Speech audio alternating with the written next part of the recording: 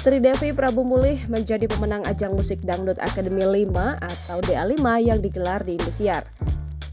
Pada babak Grand Final, episode konser kemenangan, Sri Devi Prabu Mulih mengungguli Ebi Bima.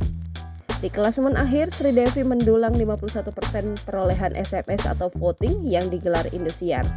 Sri Devi merupakan bintang dangdut berusia muda asal Prabu Mulih, Sumatera Selatan. Meski masih berusia 14 tahun, namun kualitas suara gadis cantik kelahiran Prabu Mulih 3 September 2008 ini tak diragukan. Sri Devi yang memiliki nama lengkap Sherly Artika Sri Devi telah berprestasi di berbagai perlombaan tarik suara. Seperti juara 1 Dangdut Fantastic Record Sumsel 2018, juara 1 lagu Dangdut Fantastic Record Palembang 2020, dan juara 1 lagu daerah Kota Prabu Mulih 2020. Sri Devi memiliki nama lengkap Sherly Artika Sri Devi. Ia memakai nama panggungnya Sri Devi. Berasal dari Prabu Mulih, Sumatera Selatan, lahir pada 3 September 2008, berusia 14 tahun, dan memiliki keyakinan seorang Muslim.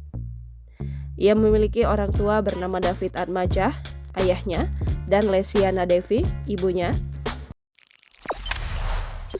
Jangan lupa subscribe, share, komen, dan like ya!